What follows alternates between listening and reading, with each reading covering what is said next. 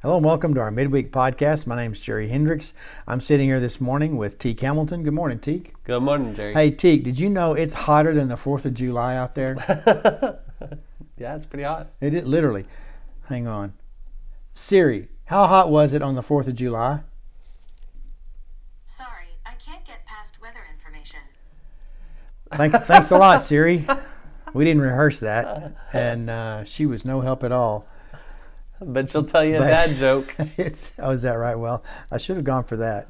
But anyways, good to see you this morning. Good to see you too, You took Jerry. some time off last week. That was nice. It was nice. It was very nice. It was good for you to do that. Yep. Like I said, we stayed home, and stayed home.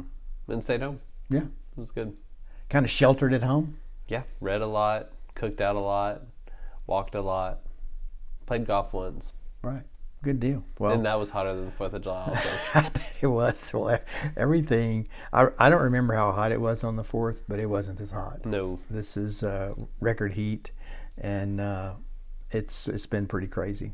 But it's all right. I live in Texas because I want heat, not cold. I'm not going to disagree with you on that. I don't do...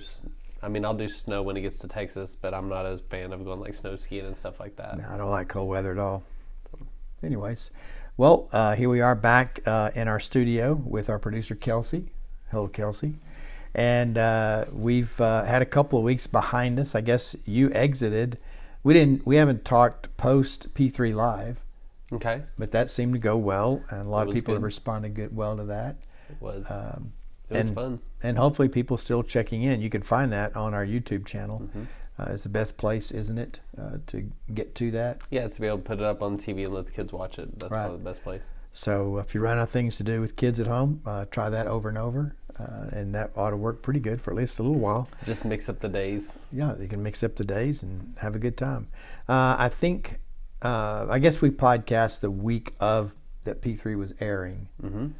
So we talked about, and then I know we talked a good bit about it, but I feel like the response was real good to that, and the production was really good. Yeah, it was that group of leaders that helped do that. They were awesome. They got out there. They did it. I don't think we ever spent more than an hour out filming any one group. I mean, they were ready. They knew their stuff. We had the weather was probably the most difficult part, but other than that, it was a lot of fun. Well, and speaking of weather, that week we had a threat of thunderstorms Every night it seemed. I think every night but one. Yeah. And they would we'd get notifications starting around 3 to 4 o'clock. Yep. And which we all laughed because we knew had that been a regular P3 week, our phones blow up with people texting us, are we having it? Are we adjusting? Are we moving? I know last year we had the same thing on the first night. Yeah, we actually had a couple groups that had to stop because of where they were in the town. The lightning had got there and it was looking pretty bad. Yeah. So. But anyways, it was a nice year to have. Nothing stopped P3 this year. Record heat, and you got to watch it in the air conditioning. There you go, man. I don't know if it gets any better than that. No, it gets better. Getting to see the kids and be with them, that's definitely better. Yeah, I don't want to do this next somehow year. you didn't feel water balloons through the video. That is true. So- That was kind of enjoyable not having to do water balloons.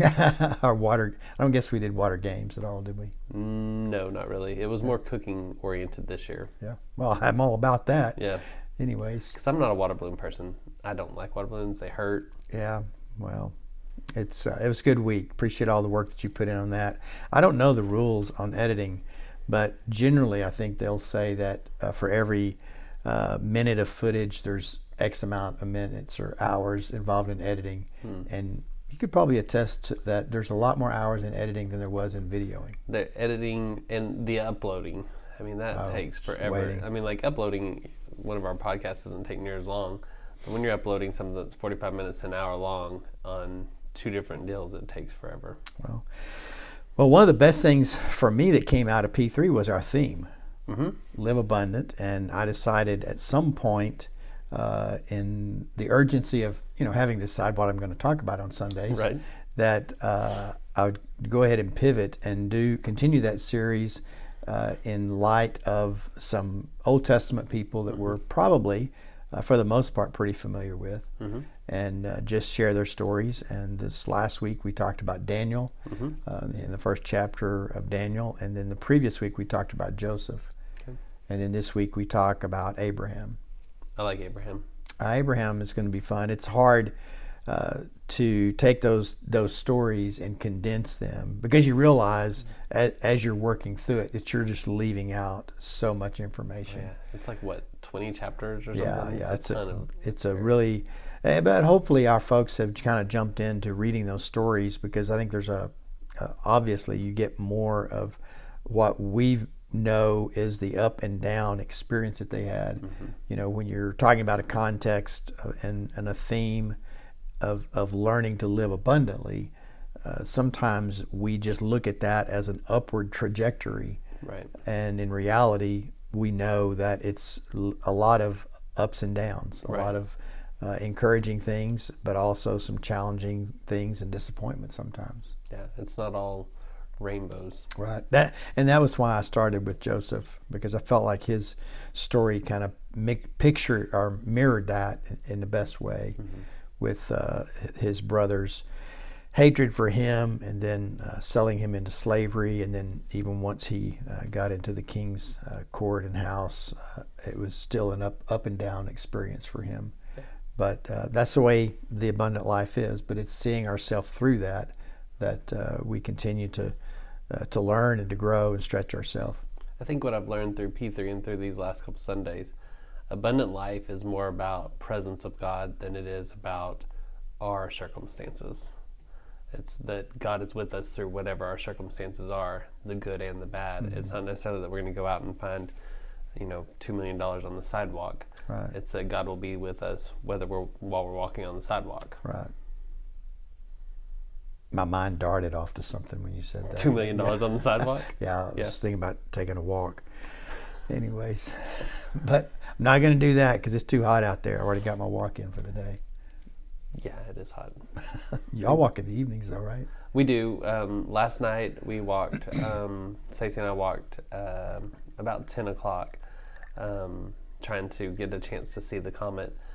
And a lady came around the corner who's a friend of ours just down the road, and she pulled over and she said, "Y'all, it's still 98 degrees. They said, "My car says 98 degrees. If you wait till midnight, it'll drop 5 more degrees." I will say, when we went to bed last night, I did ask Alexa how hot it was, and it was 98 degrees. Yeah, it was hot.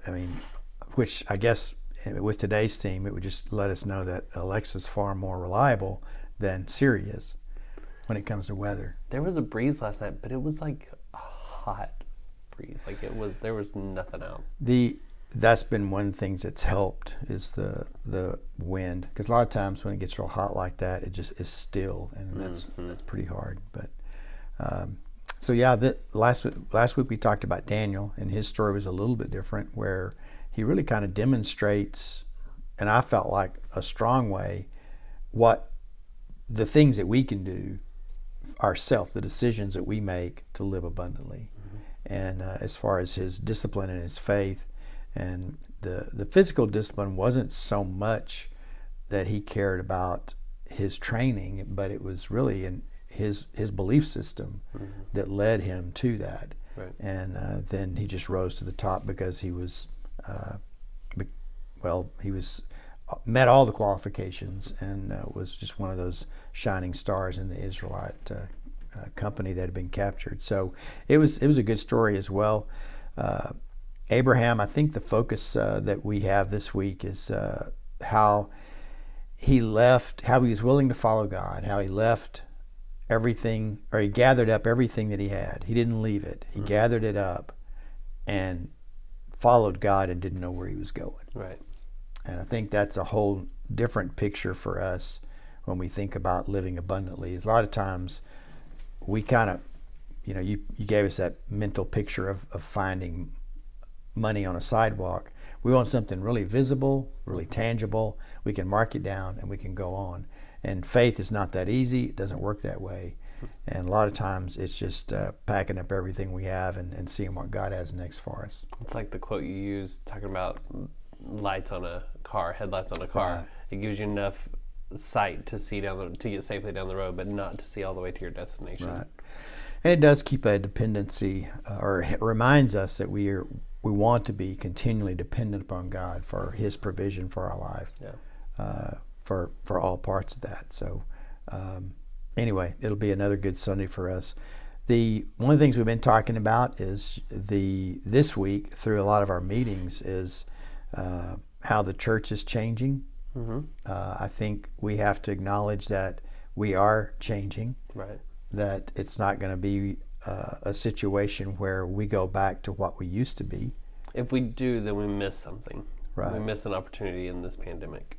So I'm working on some time slots to have conversation with folks in our church and outside our church to talk about what the digital church looks like and what it needs to look like, and more specifically for our folks, what it needs to look like for us, and what we can do here to continue to reach people in a digital format.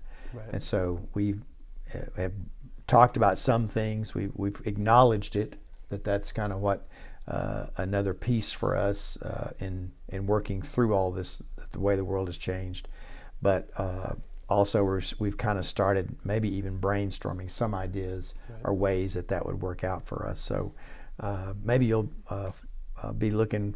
Follow us on our newsletter, and we'll be talking about a time for us to get together and have those conversations if that's something that interests you, and we'd like to do that. Yep. The key thing to jump into that for just a moment is a lot of times we think that attendance means that people are engaged, when in reality it just meant that they were attended. Right.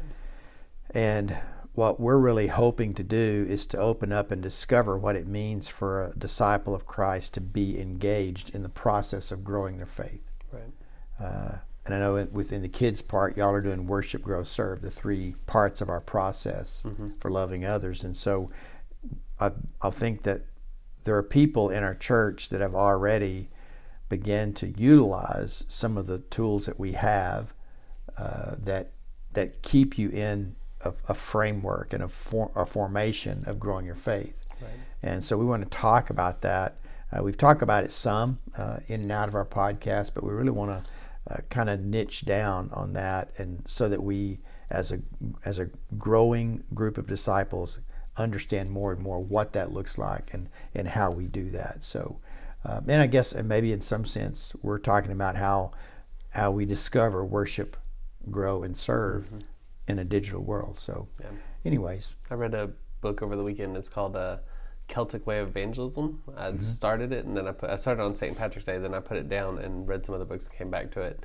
And it was fascinating, the story behind how the Celtic faith, or the people of the Celtic church, reached so much of the world, and it was because of the idea of engaging, not just attending. However, they became so successful, but then they get shut down by the church at the time, the institutional church time, that wanted people to follow certain rules.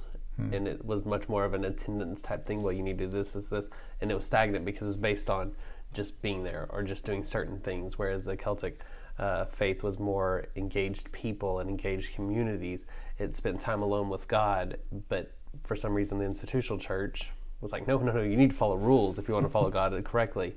And so then they're not reaching anybody. The Celtic people are, and they shut them down. And it's just it's a great picture of today here in the West, of how we need to be more engaged, and we need to think about that and not be so much about that kind of stuff. Right. It's going to be a point of discovery for us, I know, as we walk into that.